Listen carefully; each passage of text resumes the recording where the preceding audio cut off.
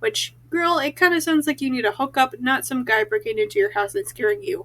Try Tinder. Hello and welcome to Procrastination Point's video Snark. If you came here because you thought that this was an audiobook, please stick around and maybe learn some reading and listening comprehension skills. I read books, discuss what went wrong and how they can possibly be fixed. I'm continuing my read through of Lights Out by Navessa Allen. Not the first video, go check out the others, links are posted below. Chapter 5. Allie herself knows that this complete stranger online breaking into her home and filming himself is obviously not good. But wow, he sent her an eggplant video! Time for grown-up toys! However, I'd also like to highlight this. But I wasn't stupid. My years working as a trauma nurse had taught me that this was much more likely to end in tragedy than anything else. Now, I have read dark romance where the female lead simply kind of rolled over and accepted all the weirdness without question or further thought. But in my opinion, it's so much worse when they do acknowledge how messed up that it is and that they're likely to get hurt. Because, girl, you actually do know better, so why are you doing it? Anyway, her self-pleasure lasts for 2 pages before the guilt and shame kicks in. She knows that if this guy were to hurt her, it would look bad for her in the court since she failed to report, and also left spicy comments on his videos literally begging for this. But she also feels like this is the first time in a long time that she's felt this revved up. She'd been using self-pleasure as a means of stress relief, which she mainly did because of her work as a trauma nurse. It's only after she's gone through all of that that she remembered that she locked Fred the cat in the bathroom, and that there might be an intruder still in her home. So she gets her gun and goes to check the rest of the apartment, which at this point seems kind of silly, like if he was still in there, he was being awfully polite and waiting for her to finish, and how he hasn't ravaged her, seeing as how both were clearly wanting it. Upon determining that he's no longer there, she finds a goodnight message from him that says "Sleep tight, Alyssa," which, okay, I will allow one L Allie as a nickname for Alyssa. It was kind of bugging me, but not like too much, you know? However, him using her full name obviously freaks her out further because it's not like she has it listed anywhere on her profile or anything. She doesn't really know what to do with the situation. She doesn't know if this is the guy's MO or whatever, but she's refusing to be a victim, which, thanks, I hate it, especially considering that you know that the rest of the book is about them hooking up. But despite her resolve to buy home security devices, she's still super turned on at the thought of him. Girl, go get some freaking help. Seriously. She starts to think about how the guy had even gotten in, and then becomes paranoid about her tech having been hacked somehow, which leads to her thinking about Josh. Not the masked man, but specifically Josh, Tyler's roommate, because Tyler had told her that Josh had a job in tech. And this is almost immediately followed up by her thinking about how hot that Josh was the small handful of times that she met him. Which, girl, it kind of sounds like you need a hookup, not some guy breaking into your house and scaring you. Try Tinder. However, she forces herself to focus on the task at hand, which isn't drooling over Josh. She needs him for something more professional. Times left in this chapter, 0. Total laughs this book, 0.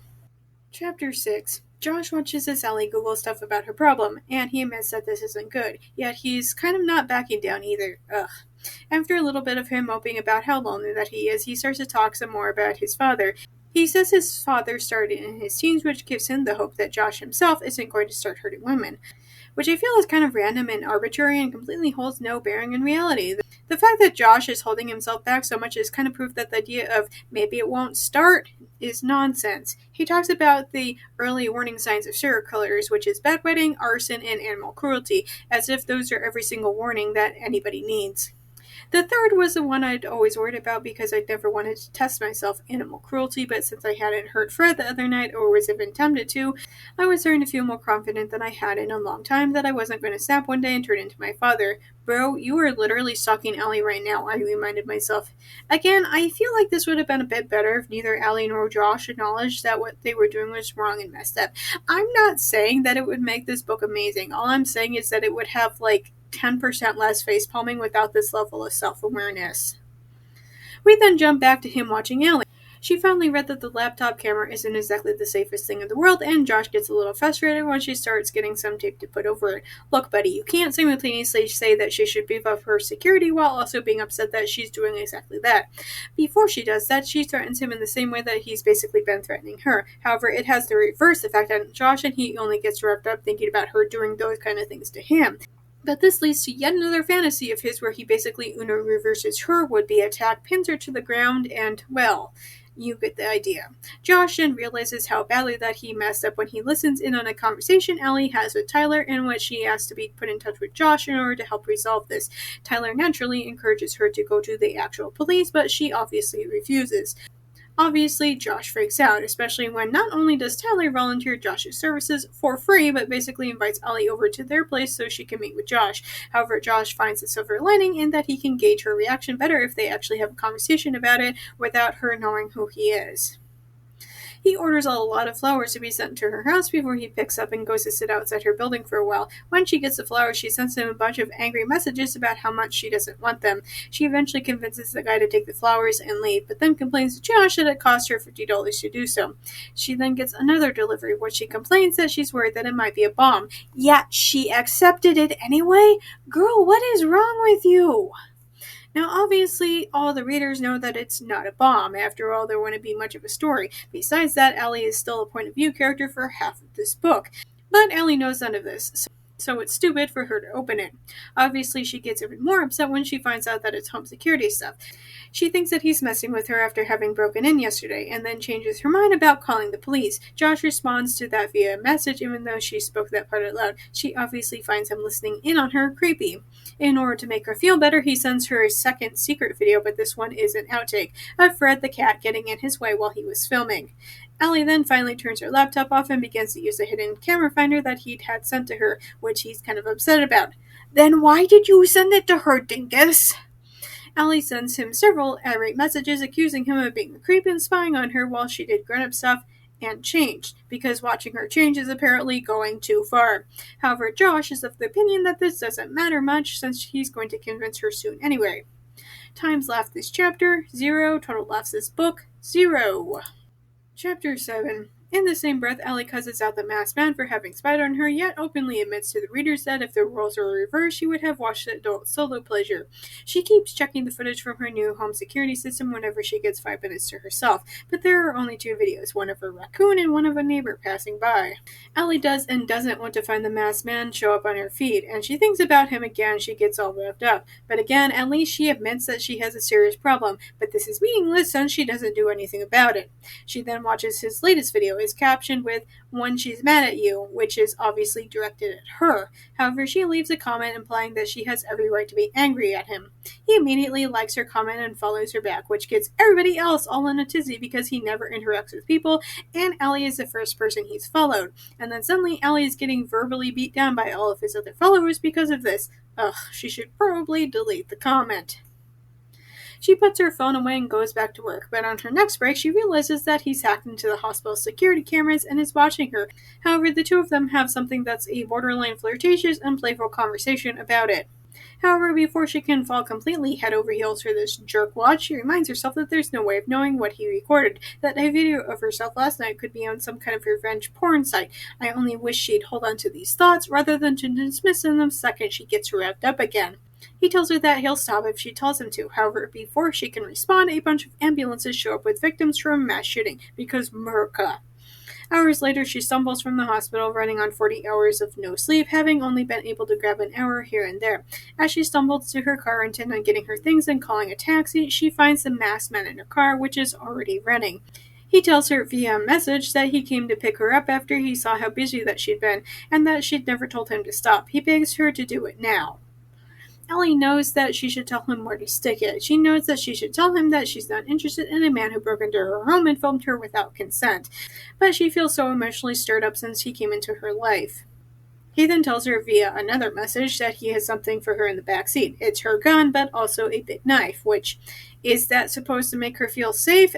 She grabs both anyway, intent on shooting him if he tries to move for her. She debates about accepting the ride from him for nearly a page, and we get it, please move on. But in the end, she obviously gets into the car with him, as I think we all knew that she would. Times left in this chapter, 0. Total laughs this book, 0. Chapter 8. Josh gets all wrapped up when Allie gets in the car. He also tells the readers that he replaced her bullets with blanks because he's not that stupid.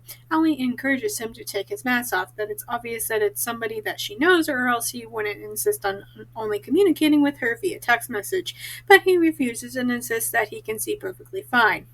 He tries to give her some snacks that he brought, but she's determined to not touch them, that he could have drugged them. She's worried about being drugged when she willingly got into a car with the man. Honey, it's a little late to be worried about your safety. Josh ends up eating some of the food to prove to her that it's not been tampered with. However, the sight of him pulling his mask back enough to put the food into his mouth seems to really appeal to Allie.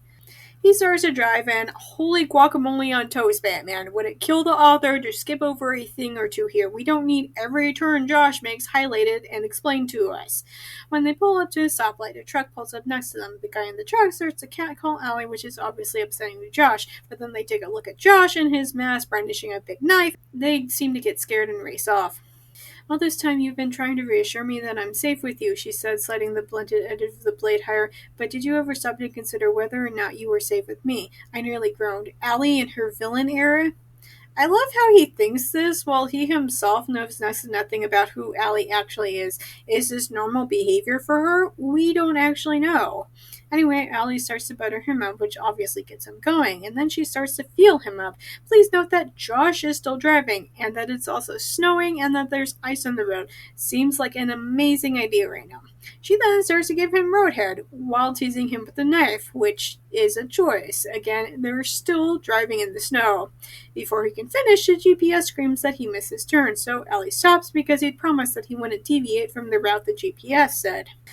As she resumes, she accidentally stabs him in the hand, because, yeah, that's what happens when you play around with knives. People get accidentally stabbed. However, Allie doesn't seem to notice and continues until he finishes, which he says is more powerful than usual thanks to the pain. It's only at this point that she realizes what happened, and being a nurse, she's like, you need stitches. Times laughed in this chapter, 0. Total laughs in this book, 0. Thanks for listening to my book Snark on YouTube. New videos are up every Monday, but stick around because I sometimes drop random videos on other days too. Just as a reminder, even if you can't financially support me, there are other ways to help me out. The first is watching this video as well as all my other videos. It's important to like and subscribe. Finally, you can share this video with all of your friends so that they can help as well. If you're already caught up with all of my videos, you can go to Tumblr for my main book. Snark's always free and updated every morning. The only edit to Patreon is to become a member without paying. You'll get access to the same things on Tumblr, but on Patreon. Supporters can have access to so many more book Snarks starting at $1 a month. Also new is a 1-week free Patreon trial, so be sure to check that out. Special thanks to Dawn, Phoebe, and Nikki for supporting me on Patreon already. If you want to hear your name in my video next week, either support me on Patreon or make a one-time donation. Do you like my Snark so much that you want me to snark your writing? I do that too. For just $6 per chapter, I will tell you how awful that your writing is, but not to worry if you feel like you couldn't take the criticism. I also offer regular book editing as well, just $10 per chapter. You can contact me on any of my social media platforms if you have further questions. If you want to read some of the things that I've written, you can purchase my works on Amazon. I have a slew of spicy short stories and 2 full-length novels. I also frequently run flash sales on my stories, and if you don't follow me on any social media, you might want to do so just so you can know when I might be offering things for free. Links for everything will be posted below. See you next week, guys!